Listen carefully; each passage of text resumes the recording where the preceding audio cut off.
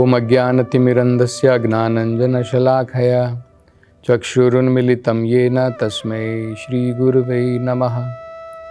नमो ओम विष्णुपदाय कृष्णप्रेष्ठाय भूतले श्रीमते भक्तिवेदान्तस्वामिन् इति नामिने।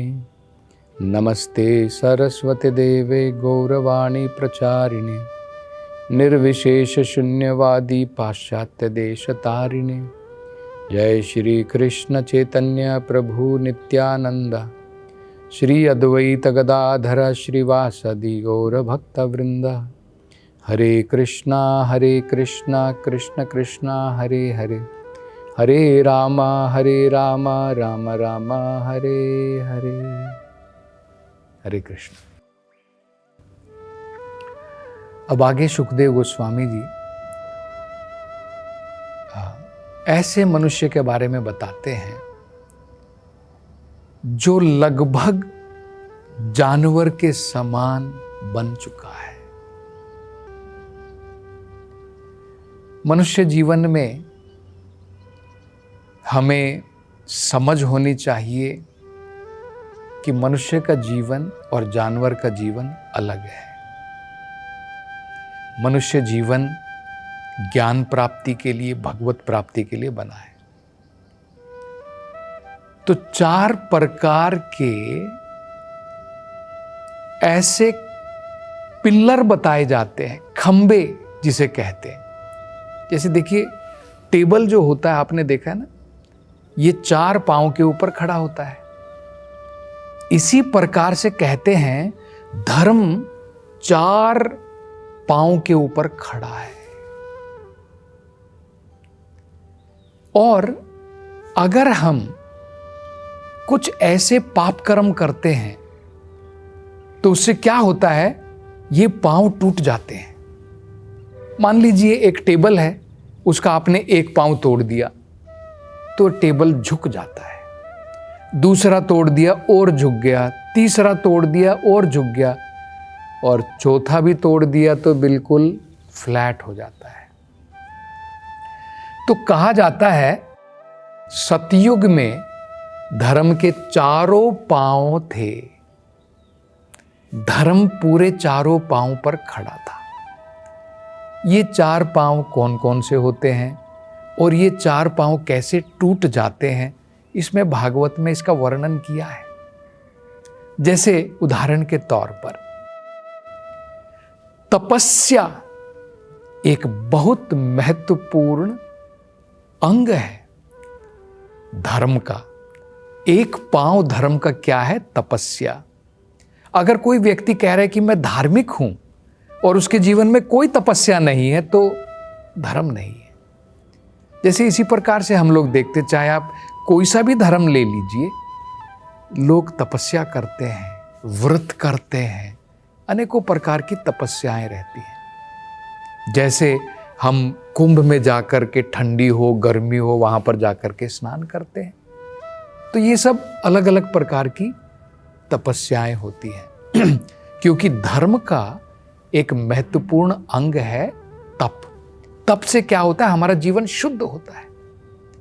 तपस्या करने से थोड़ा बहुत हमें कष्ट उठाना पड़ता है शरीर के लिए, लेकिन जीवन शुद्ध होगा।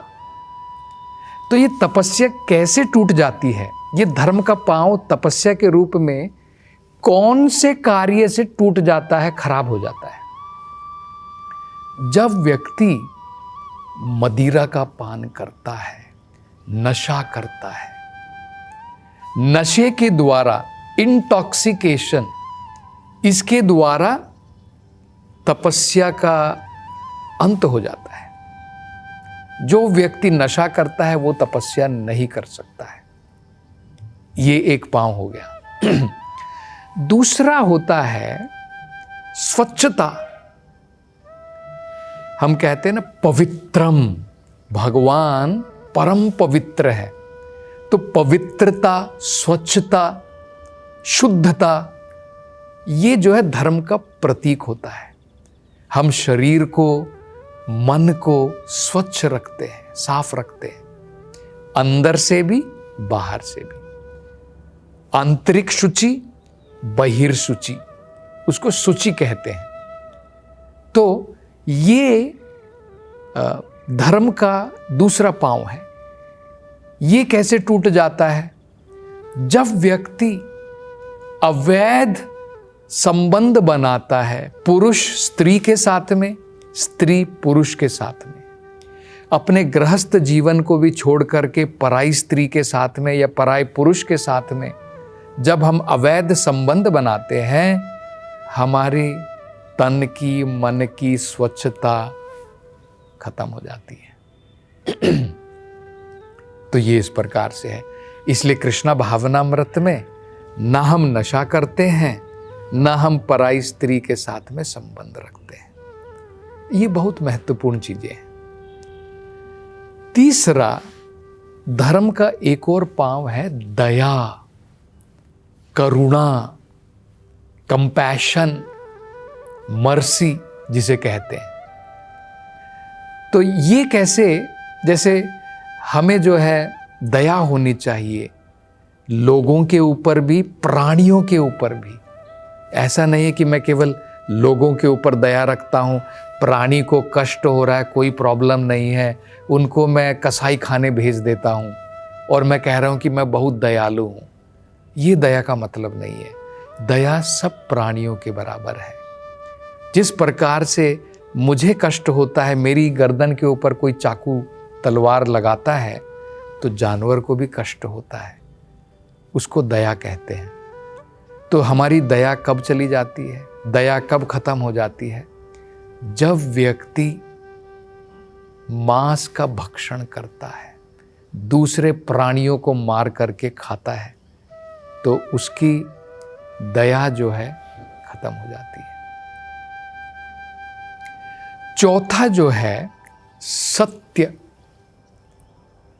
सत्य के ऊपर भी धर्म जो है टिका हुआ है।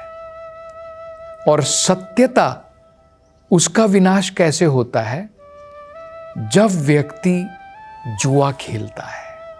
आपने देखा होगा, जिस व्यक्ति को जुए की लत लग जाती है, झूठ के ऊपर झूठ बोल करके कैसे ना कैसे करके पैसा निकालता है और दांव पे लगाता है। अनेकों प्रकार के जुआ उसके जो हैं खेल होते हैं। तो जो व्यक्ति गैम्बलिंग जिसे कहते हैं उसमें लगा हुआ है, उसके जीवन में सत्यता नष्ट हो जाती है। तो ये 4 चीजें अगर हम रोक लें तो हमारा जीवन पवित्र हो जाता है, पाप कर्मों से नहीं भरा होगा और सकारात्मक रूप में भगवान की भक्ति में लगना चाहिए। ये चीजें तो इनसे परहेज करना चाहिए, इनसे दूर रहना चाहिए और पॉजिटिव में क्या करना है? भगवान की भक्ति में लगना है। तो सुखदेव गोस्वामी जी आगे बताते हैं कि जो व्यक्ति यज्ञ करने के नाम पर, पशुओं की बलि तो अब अलग हो गई, उसके बारे में तो उन्होंने पहले बताया था। अब कह रहे हैं कि कई लोग ऐसे होते हैं जो या तो यज्ञ के नाम पर या कुछ धार्मिक अनुष्ठान के नाम पर मनुष्य की बलि भी चढ़ाते हैं।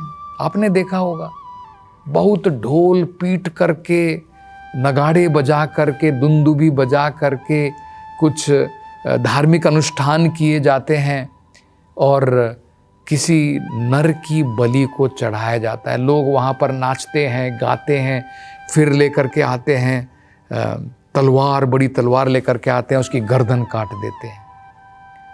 तो इस प्रकार के व्यक्ति को जो है यमदूत नरक में लेकर के जाते हैं। और जिस मनुष्य की उसने बलि चढ़ाई थी, वो मनुष्य जो अब राक्षस का रूप लेते हैं नरक में जाकर के, और अब इस व्यक्ति को वहां पर छोड़ दिया जाता है। इस मृत्यु के उपरांत इस व्यक्ति को यातना शरीर में लेकर के यहां पर लाया जाता है। और अब ये राक्षस गण जो है, जिन जिन प्राणियों का, जिन जिन व्यक्तियों का इसने इस प्रकार से बलि चढ़ाई थी, वो अब बड़े भयानक अस्त्र शस्त्र लेकर के इसके शरीर के टुकड़े टुकड़े करते हैं उसमें से जो रक्त निकलता है, रक्त का पान करते हैं और गाते हैं और बजाते हैं, और वो लोग अब आनंद भोगते हैं और ये कष्ट भोगता है। आगे वो कहते हैं शूल प्रोत नरक। एक और नरक है जिसे शूल प्रोत नरक कहते हैं। शूल का मतलब पता है हमें, त्रिशूल कहते हैं ना। तो यहाँ पर यमदूत जो है त्रिशूल से अनेकों प्रकार से उन व्यक्तियों को कष्ट देते हैं। ये कौन से लोग हैं? ये ऐसे लोग बताए जाते हैं जो कई बार जिनके पास में गांव के जानवर या पक्षी या फिर जंगल के जानवर या पक्षी भटक करके अपनी रक्षा करने हेतु इन लोगों का आश्रय लेते हैं और ये भी उनको आश्रय देते हैं।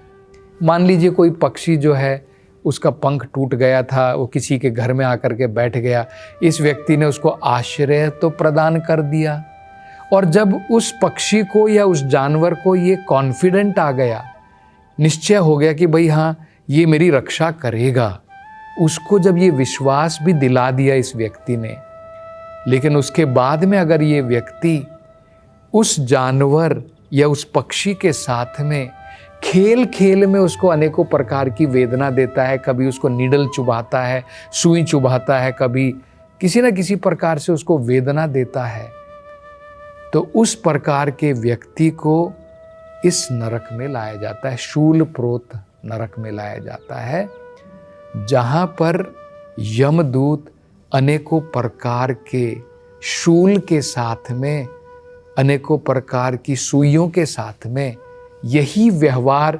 जो इसने उन पशु पक्षियों के साथ में किया था, यही व्यवहार अब उसे भोगना पड़ता है इस नरक में। अगला वो कहते हैं अह्यपान नरक। अह्यपान नरक ये उनके लिए बताया जाता है जो वर्ण और आश्रम में जो उच्च माने जाते हैं। जैसे उदाहरण के तौर पर ब्राह्मण, क्षत्रिय और वैश्य, ये उच्च वर्ग के लोग बताए जाते हैं। तो अगर ये अपने परिवार के साथ में, जैसे मान लीजिए ब्राह्मण है और ब्राह्मण अपनी पत्नी के साथ में नाम के ब्राह्मण बन जाते हैं और कार्य करते हैं शूद्र से भी नीचे का कार्य करते हैं। जैसे उदाहरण दिया है कि ब्राह्मण मदिरा का पान कर रहा है, मान लीजिए ब्राह्मण और उसकी पत्नी मिलकर के मदिरा का पान कर रहे हैं, तो ऐसे लोगों को जिनको उच्च पद की प्राप्ति हुई है लेकिन काम बड़ा नीचा कर रहे हैं, जैसे मदिरा का पान करना, खासकर इस प्रकार का कार्य करते हैं, गिरा हुआ पाप कार्य, ये तो पाप कार्य है। मदिरा का पान करना, उच्च वर्ग में जिसने जन्म लिया है अगर वो ऐसा कार्य करता है तो बड़ा पाप कर्म है। तो उनको जो है अह्यपान नरक में लाया जाता है।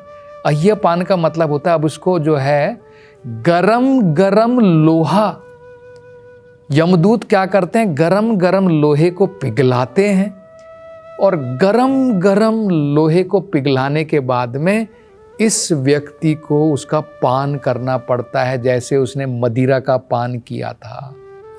अब यहाँ पर मदिरा नहीं, अब यहाँ पर गरम गरम जलते हुए उबलते हुए लोहे का पान करना पड़ता है। तो इस प्रकार से व्यक्ति यहाँ पर आकर के कष्ट भोगता है।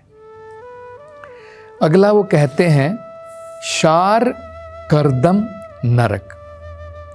तो ये कहते हैं जिस व्यक्ति ने जन्म तो लिया है नीच घराने में, उसने जन्म लिया है नीच घराने में, लेकिन बहुत गर्वित है, बहुत गर्वित है ये सोच करके कि मैं सबसे उच्च हूं। जन्म नीच घराने में, व्यवहार नीच, आचार नीच, उसके सभी प्रकार के कार्यकलाप भी नीच कार्य हैं, लेकिन सोच रहा है अपने आप को कि मैं बड़ा महान हूं, मैं उच्च हूं, और उसके कारण वो क्या करता है, उसके कारण उच्च वर्ग के जो लोग हैं उनको आदर नहीं देता है, जो विद्वान है उसको आदर नहीं देता है, जो अच्छे कार्य कर रहा है, जो आचार में, प्रचार में, विचार में स्वच्छ है, उसको आदर नहीं देता है, क्योंकि ये सोच रहा है मैं इनसे ज्यादा बड़ा हूं, मैं इनसे ज्यादा उच्च हूं। तो ये बताया गया है, जो व्यक्ति तपस्या में लगा है उसको आदर नहीं देता है, जो वर्ण में या आश्रम में इससे उच्च है, जैसे सन्यासी वो उच्च बताया जाता है, उसका आदर होना चाहिए, सत्कार करना चाहिए। लेकिन ये दंभी व्यक्ति जो है, कार्य इसके नीच है, जन्म इसका नीच है, आचार विचार सब नीच है, लेकिन अहंकार के कारण सोच रहा है कि मैं इन सबसे उच्च हूं, और ये इनका आदर नहीं करता है, तो इनको जो है शार कर्दम नरक में लाया जाता है, और कहा जाता है कि ये जीते जी भी मरे हुए व्यक्ति के बराबर है, और अनेकों प्रकार के कष्ट भोगने पड़ेंगे इस शार कर्दम नरक में आने के बाद में। तो और आगे अब शुकदेव गोस्वामी जी क्या वर्णन करेंगे, इसकी चर्चा हम अगली कथा में करेंगे। हरे कृष्णा।